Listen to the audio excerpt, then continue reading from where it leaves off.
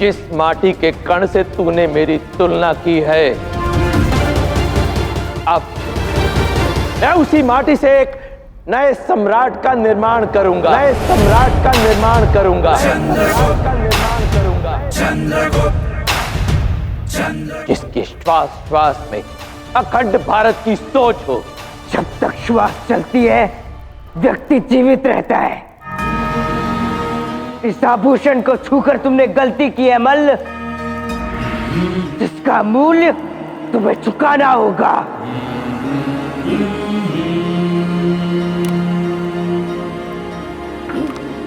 जो तेरे वंश के सूर्य को अस्त कर देगा।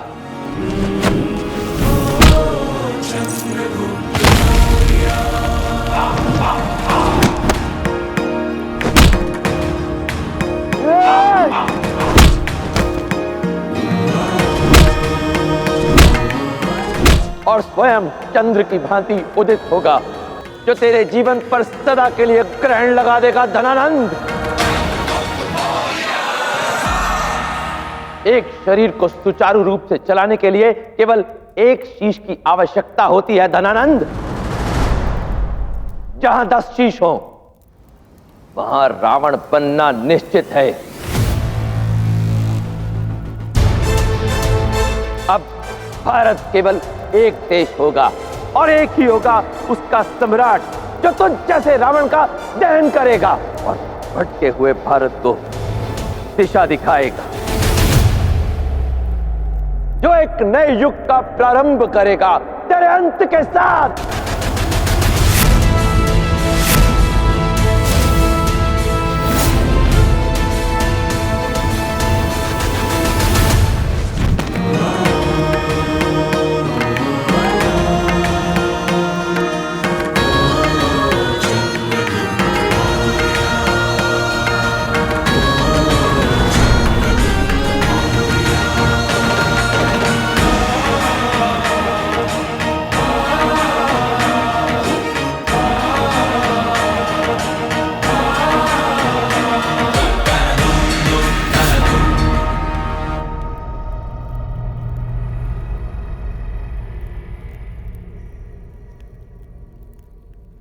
मैं विष्णुगुप्त चाणक्य तब तक अपनी शिखा नहीं बांधूंगा जब तक नंदों का समूल नाश ना कर दूं।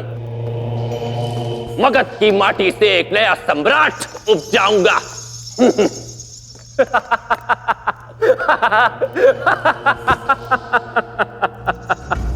ब्राह्मण बना जादूगर, माटी से सम्राट उपजाएगा। महामहिम, चाणक्य के विषय में सोचकर अपना समय व्यर्थ ना करें। आपको सिंहासन से हटाना असंभव है। ये उसका स्वप्न है और स्वप्न ही रहेगा, कभी साकार नहीं होने वाला।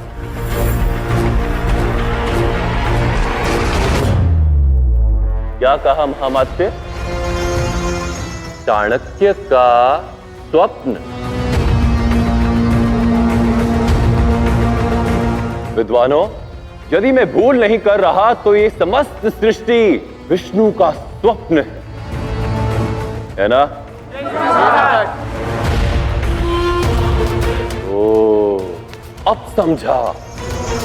वो विष्णुगुप्त चाणक्य स्वयं को विष्णु समझकर अपना स्वप्न सत्य सिद्ध करना चाहता है।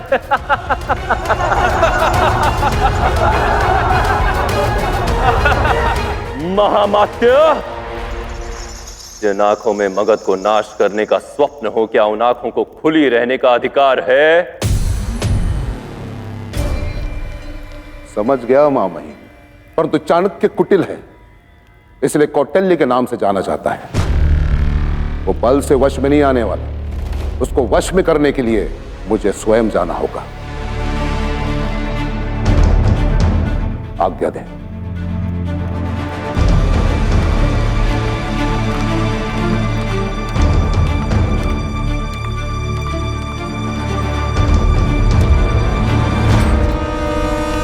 विद्वानों, किसी के प्राणों की रक्षा करने के लिए कौन सा जाप करते हो तुम लोग? हाँ, महामृत्युंजय जाप। अब देखना, तुम सब साक्षी बनोगे। कि मगध को ललकारने वाले का अंत ईश्वर का महामंत्र भी नहीं टाल सकता। आरंभ करो वही जाप। ओम त्र्यंबकम यजामहे सुगंधिम पुष्टिवर्धनम उर्वारुकमिव बंधनात् मृत्युर्मोक्षे मामृतात्।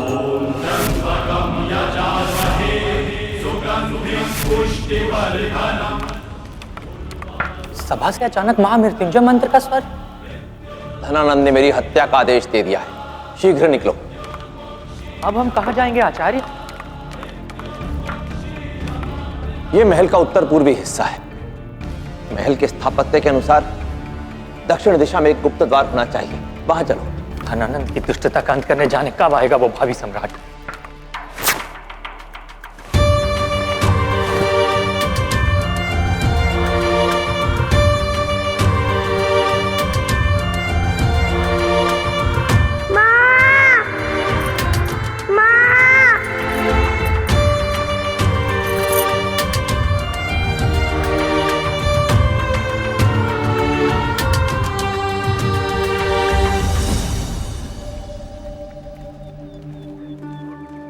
अद्भुत।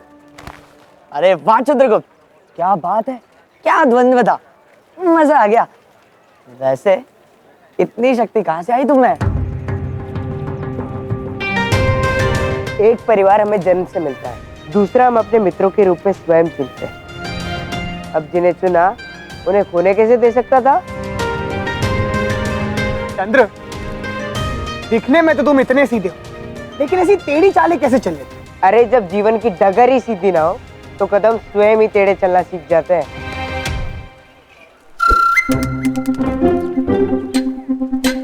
कदम ही नहीं, कर्म भी टेढ़े हो चले तुम्हारे। मेरे बाबा को लूट लिया, लुटेरो। ये लो उल्टा सुर कोतवाल को डांटे। अरे तुम्ही तो कहा था अपने बाबा से पन लूटने के लिए। 2 पन कहा था ताकि अपनी सखी के बाबा का उपचार करा सको। तुमने 10 लूट लिए। वापस लौट 8 पन। क्यों? बिना मूल्य के कुछ नहीं होता संसार में। मेहनत की है, परिश्रमिक तो मिलना चाहिए ना हमें। तो तुम्हारी सखी के लिए और शेष 8 पन हमारा परिश्रमिक। वो 2 पन चुराने के। 2 पन का परिश्रमिक 8 पन। हाँ हाँ, तो महंगाई कितनी बढ़ गई है। अरे 4 लोगों के लिए 8 पन तो बनते हैं ना। 2 इंद्र के, 2 स्थूल के और 2 धूमकेतु के, और शेष 2 तुम्हारे।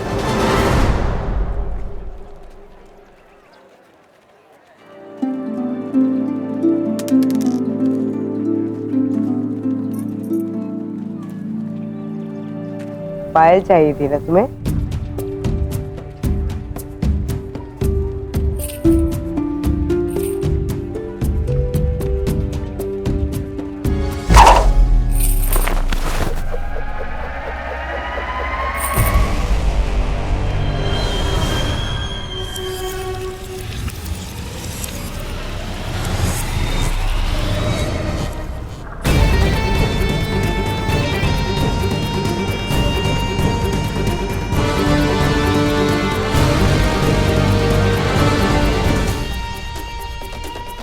मैंने ही चाल चलना सिखाया और मुझी से छल का मार्ग ढूंढ लिया।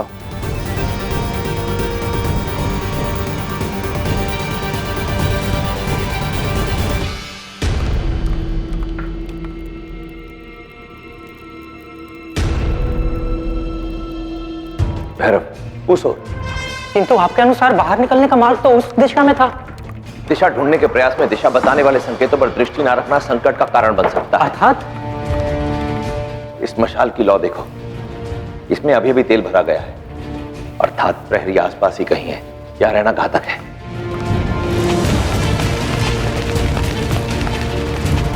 किंतु आचार्य, बाहर निकलने के उन 5 मार्गों में से ये अंतिम मार्ग शेष है। जिस लक्ष्य पे मैं जा रहा हूं भैरव, वहां अंतिम द्वार मुझे स्वयं बनाना होगा। चलो। गुप्त गुफा में पुष्प रखने का बर्तन, अवश्य यहां कोई गुप्त द्वार भी होगा।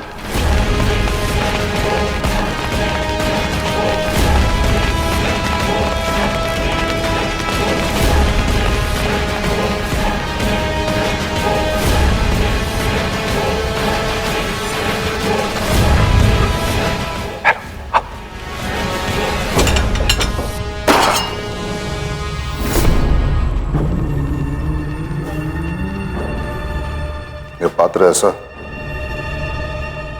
अवश्य कोई आया यहाँ पे। कोई मूषक होगा अमात्य। महल के इस भाग में मूषकों का बड़ा आतंक है। वैसे भी मूषक मार्ग ढूंढने में दक्ष होते हैं।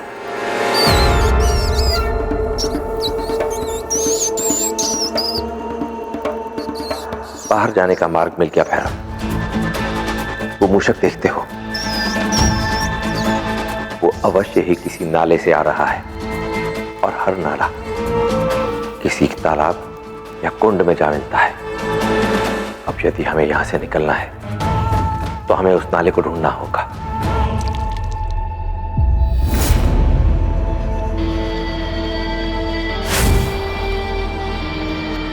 देख रहे हो तुम, ये काला चमकीला तरल जब शरीर पर लगकर सूखता है तो चमड़ी के साथ ही निकलता है।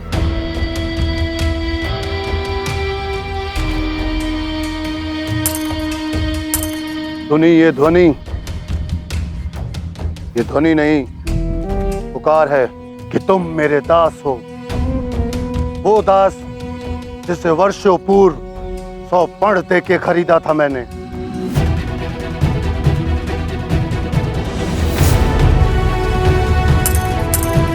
और दास की हर कमाई पर, चाहे वो परिश्रम से हो या पराक्रम से, भिक्षा से हो या चोरी से, उस पर स्वामी का अधिकार होता है। और यही नियम है, और तुमने ये नियम तोड़ा है, इसलिए तुम्हारा दंड है कि इस काले तरल में तुम्हें एक पैर रहना होगा।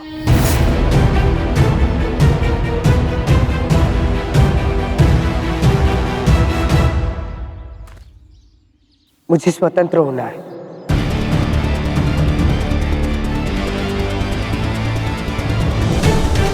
चंद्रगुप्त ने आज तक मुक्ति की बात नहीं की। ये क्या रहा है इसके मन में? कुछ ऊंचाई स्वप्न नहीं देख लिया तुमने? ये वंश का प्रभाव है। तुम्हारे अपनों ने तुम्हें बेचकर अपने कर्तव्य से मुक्ति पाली, और अब तुम दास्तां से मुक्ति चाहते हो।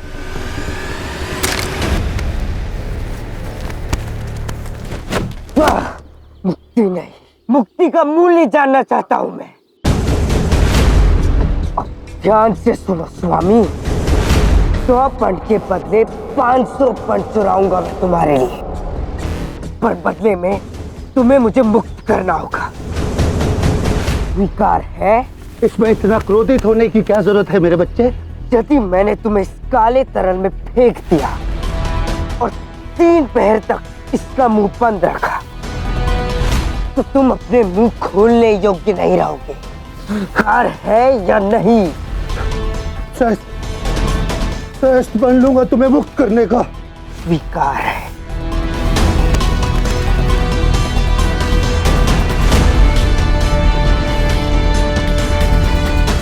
तुम स्वयं अपना मूल्य नहीं जानते चंद्रगुप्त। किसी को आकर तुम्हें तुम्हारा मूल्य समझाना होगा।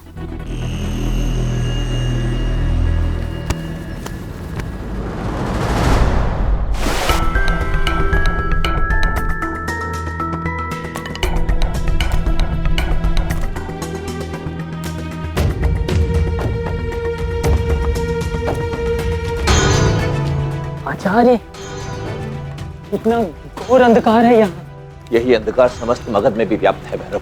परंतु कहते हैं जब अंधकार अपने चरम पर होता है तो प्रकाश का स्रोत कहीं आसपास ही होता है। इधर आओ, शीघ्र।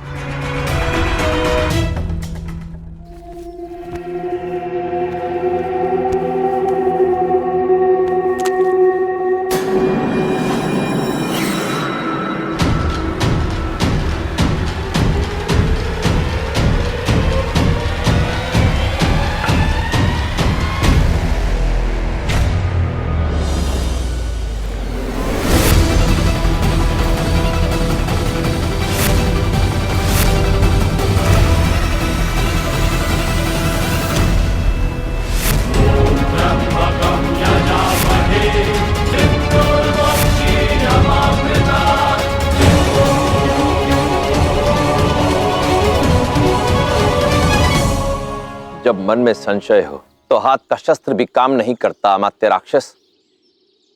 यह समय किंग कर्तव्य विमूढ़ता का नहीं है, निर्णय लेने का है। किसके अमात्य हैं आप? मगध के अथवा उस अहंकारी धनानंद के? मेरे लिए मगध और सम्राट भिन्न नहीं है विष्णुगुप्त। मेरी निष्ठा दोनों के लिए समान है। तो फिर हाथ क्यों रुक गया? मेरे हाथ संशय के कारण नहीं, संभ्रम के कारण रुके हैं, और केवल उसी के लिए। आदर करता हूं, इसलिए अंतिम अवसर दे रहा हूं विष्णुगुप्त। मगध की सीमाओं से दूर हो जाओ। कदाचित आप भूल रहे हैं कि मैंने प्रतिज्ञा ली है कि मगध की माटी से उस भावी सम्राट को खोज निकालूंगा जो अखंड भारत का निर्माण करेगा। अमात्य राक्षस, मैं अपने कर्तव्य का वहन कर रहा हूं, आप अपने कर्तव्य का देखिए। तुमने अपने मृत्यु का आह्वान किया है विष्णुगुप्त।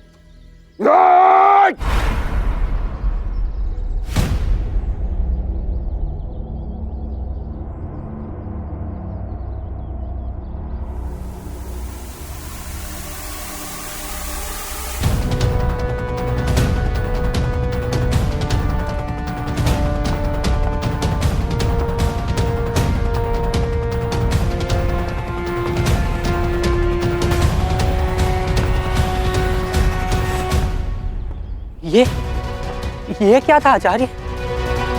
संतुलन भैरव, संतुलन।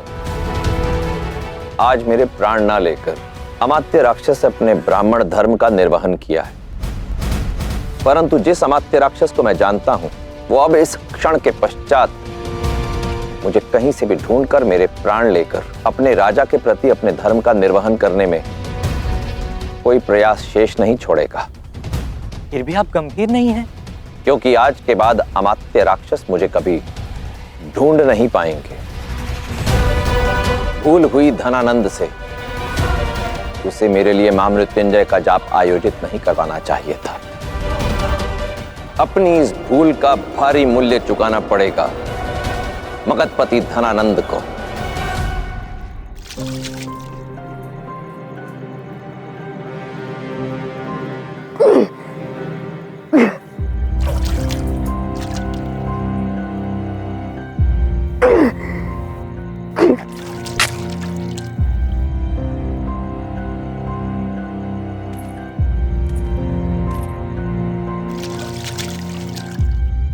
इस कुल्हाड़ी में इतनी धार है कि दासत्व की बेड़ियां काट सके।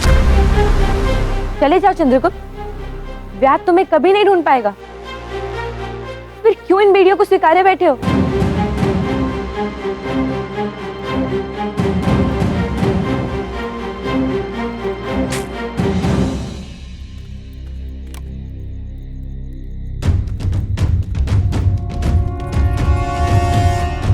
आज तुम बिना उत्तर दिए नहीं जा सकोगे चंद्र। बताना होगा कि क्या व्यवस्था है जो तुम्हें रोकती है, क्या रहस्य है इस कंगन का जो तुम्हें इतना बल देता है। तुमने उस महामल्ला को भी परास्त कर दिया, क्यों उसे अपने प्राणों से अधिक सुरक्षित रखते हो? उत्तर दो मुझे। जब इतने वर्षों से तुम्हारे इस प्रश्न का उत्तर नहीं दिया तो आज क्यों लगा कि तुम्हारी सारी जिज्ञासाएं शांत हो जाएंगी? क्योंकि आज से पूर्व तुम्हें मुक्त होने के लिए इतना व्यग्र नहीं देखा।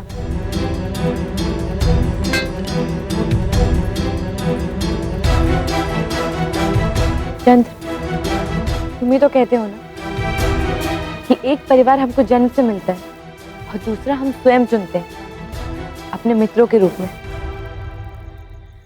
क्या अपने चुने हुए परिवार से भेद रखोगे? मैं तुम पर बोझ नहीं डाल रही, बस इतना चाहती हूँ कि मन का बोझ हल्का कर लो। कौन है वो जिसने तुम्हें इतना गहरा घाव दिया है? ना तो तुम भूल सकते हो ना ही क्षमा कर सकते हो। कोई है जिससे मुझे प्रेम नहीं करना है।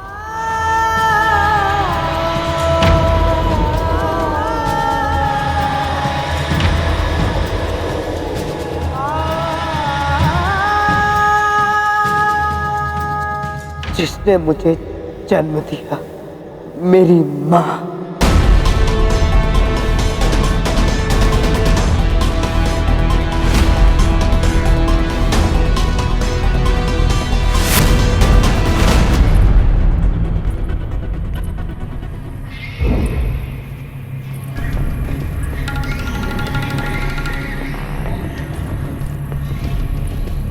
देखो तो पिपलीवान की पटरानी को, राज क्या छूटा, हर वस्तु हाथ से छूटने लगी है। काहे की पटरानी, ये तो यहाँ की नौकरानी है, बिना वेतन की दासी।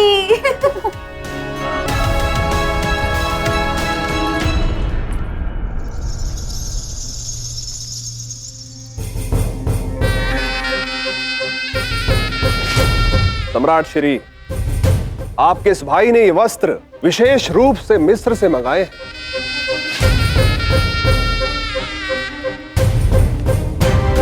आपके जन्म दिवस के उपलक्ष्य पर। और यदि ये अच्छा ना लगे तो ये फारसी जरी भी आप पर शोभा देगी।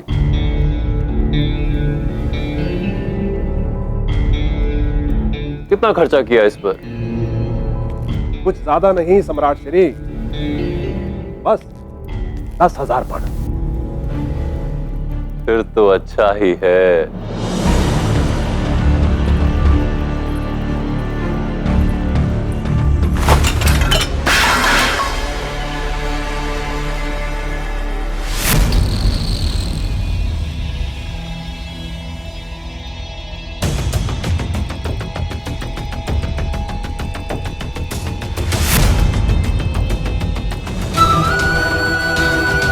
और दासी देख कर नहीं चल सकती। अब तो पीपली वान की रानी नहीं हो, जब मोरने की भांति नाचती फिरे। दासी हो मगध की, क्षमा मांग सम्राट से।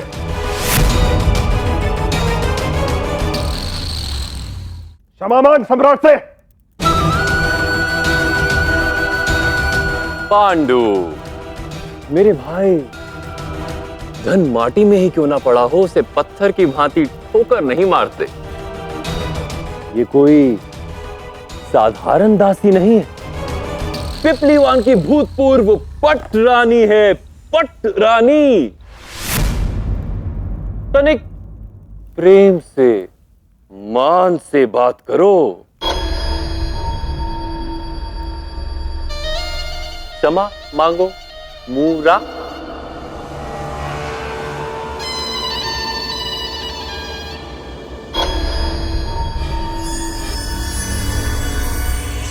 माटी में पड़ा पर्ण अपनी चमक खो देता है पांडु, उसके लिए कुछ करना पड़ता है।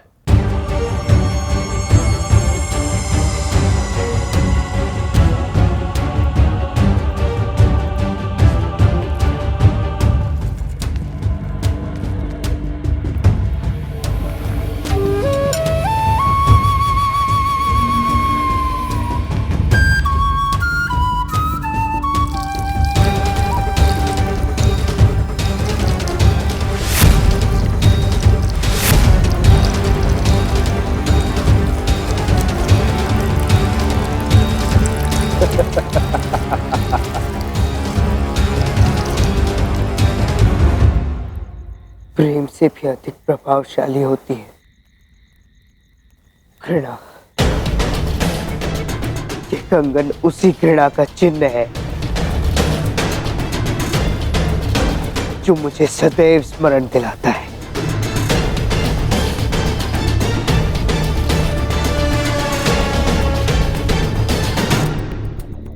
मेरी मां।